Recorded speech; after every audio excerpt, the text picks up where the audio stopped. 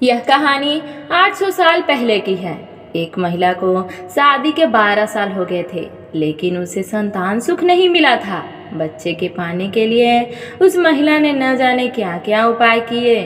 Doctor के पास गई, बाबा भक्तों के पास गई थी। जिसने मंदिर, जिस गुरुद्वारा और जिस मस्जिद चर्च में जाने के लिए कहा, वो उस जगह पे गई थी। जिस भगवान का नाम लेने के लिए किसी ने कहा, उसने उसी भगवान का नाम लिया था। और जिसने उपाय या उपवास करने के लिए कहा, सब किए। कहते हैं ना कि अगर दिल से, अगर तन मन धन से कोई चीज चाहो तो मिल ही जाती है। इस महिला को भी उसका तपस्या का वरदान उसके बेटे के रूप में मिल ही गया। 9 साल की दुख, दर्द और पीड़ा अपने बेटे के चेहरे देखते ही सुख, खुशी और संतुष्टि में बदल गया। लेकिन अभी शायद उसकी तपस्या बाकी थी। शायद भगवान को अभी उसकी और परीक्षा लेनी थी। जब उसका बच्चा 2 वर्ष का हुआ तो एक दूसरी महिला ने उसका बच्चा चुरा लिया। सोचिए उस माँ की मानसिकता क्या होगी, जिसने दुनिया में सबसे ज़्यादा जिस बच्चे के लिए अपनी ज़िंदगी जी थी, उससे उसका बच्चा ही छीन गया। उसे ऐसा लगा जैसे किसी ने उसका बच्चा नहीं, उसके शरीर से उसकी आत्मा ही चुरा ली। उस दिन से उस माँ का जैसे खाना पीना, सोना सब छूट गया था। उसे न भूख लगती और ना ही प्यास, ना नींद आती। हार मान जाए वो माँ कैसे।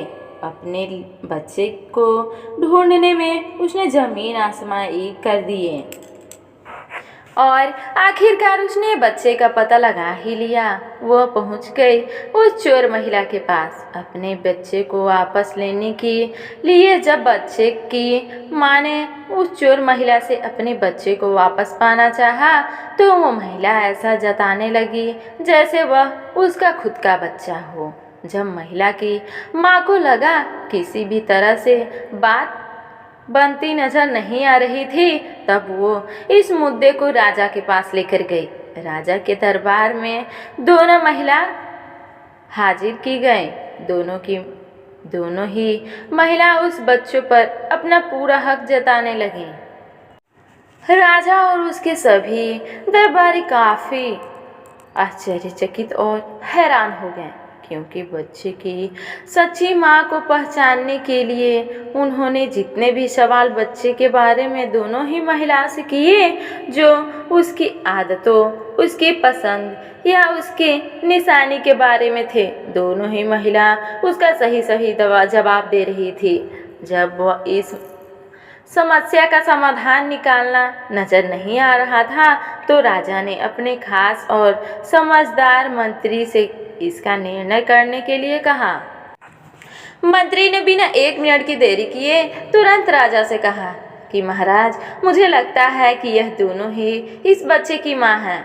इस दोनों का ही उस बच्चे पर बराबर का हक है। अगर आपको न्याय ही करना है तो सबसे बेहतर तरीका यही होगा कि आप बच्चों को 2 टुकड़े कर दीजिए और एक एक टुकड़ा दोनों माँओं को बांट दीजिए। मंत्री की ऐसी बात सुनकर राजा के साथ साथ दरबार में हाजिर सभी लोग उसकी तरफ आश्चर्य से देखने लगे। राजा ने सोचा कि मंत्री की ऐसी मूर्खतापूर्वक बातों के पीछे जरूर ही रहस्य होगा। वह बिना सोचे समझे ऐसी बात कभी नहीं कर सकते। राजा ने तुरंत अपने सिपाहियों से कहा, मंत्री की बात पर अमल किया जाए और इस बच्चे को 2 टुकड़ा में बांट दिया जाए।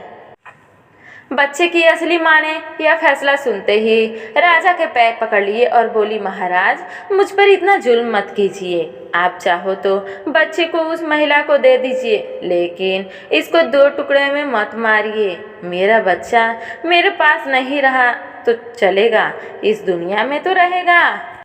मंत्री जी ने राजा से कहा, महाराज, यही उस बच्चे की असली माँ है और जो वहाँ पर शांत खड़ी है वह है चोर। राजा ने तुरंत उस बच्चे को उसकी असली माँ को सौंपने के लिए कहा और उस चोर महिला को फांसी की सजा सुनाई। बच्चे की असली माँ को उस दूसरी महिला पर, जिसने उसका बच्चा चुराया था, दया आ गया, क्योंकि उससे मिलने के बाद उसे यह पता चल गया था कि वह भी उसी परिस्थिति से गुजर रही थी जिससे वह 9 साल से गुजर रही थी। इस महिला ने अपने बांझपन के चलते अपनी गोद भरने के लिए उस बच्चे को चुराया था और चुराने के बाद भी वह उस बच्चे को अपने खुद के बेटे की तरह प्यार करती थी। बच्चे की असली माँ ने दरबार में विनती कर उस महिला को माफ़ करने के लिए कहा।